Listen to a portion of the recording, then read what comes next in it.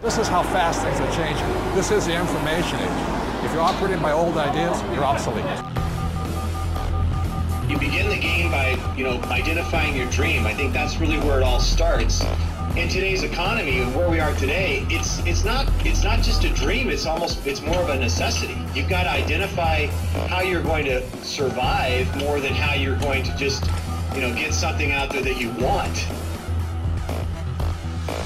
Here I am in New York City, financial capital of the world, surrounded by millions of people, most of whom will spend their entire lives working hard for money, but will have very little to show for it at the end of their life. How many people are pissed off? I hate being told what to do. You have to fail fast. No one can steal my dream.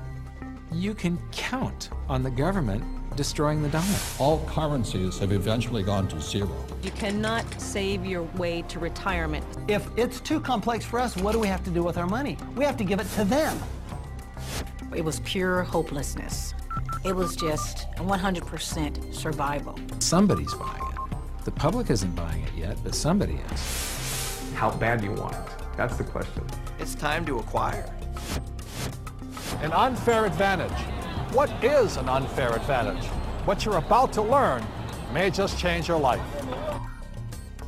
It's showtime, baby. Let's hit it. The greatest opportunity in the history of mankind is here. We're in the greatest economic change in the history of the world.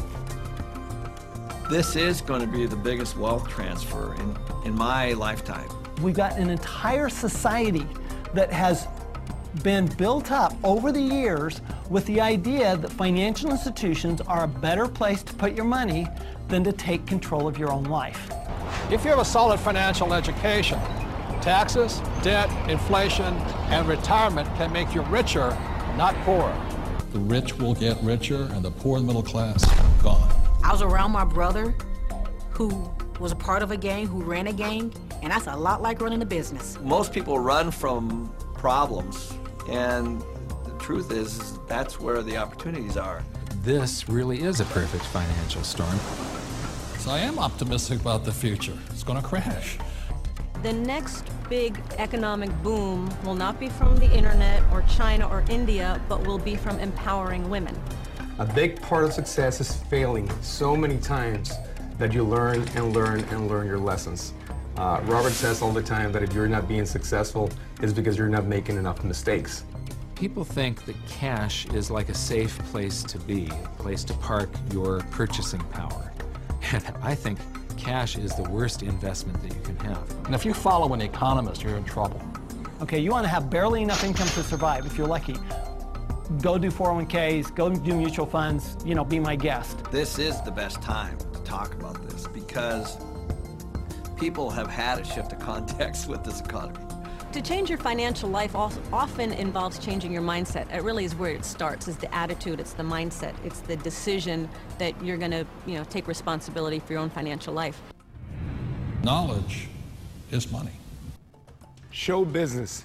When you think about show business, you always think about the show, right? Cameras and movie stars and makeup and glamour, but you never think about the business side of it because we don't have financial education. And I didn't learn that until 20 years down the road in my career. And now, I'm not only an expert in the show part of it, but I'm becoming an expert on the business side of it. Business is about production.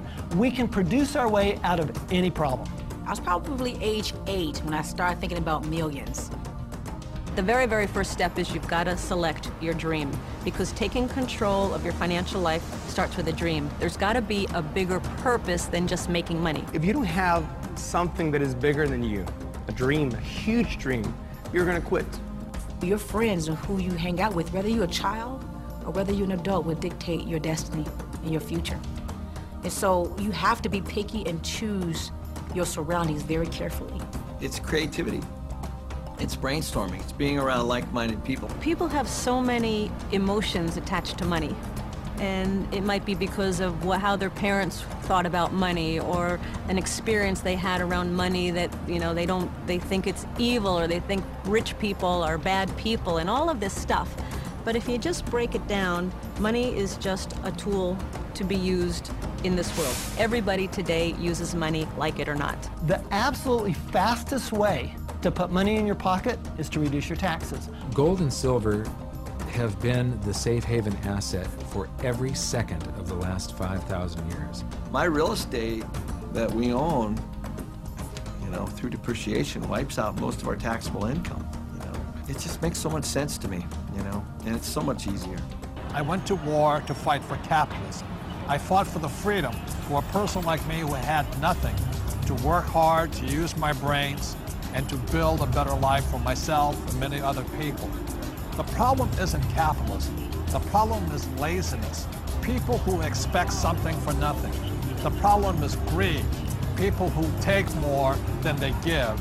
And the problem is ignorance, an education system that thinks that money is the root of all evil. It's ignorance, it's financial ignorance that has caused so much of this problem, not capitalism. It's not just a dream, it's more of a necessity. You've got to identify how you're going to survive.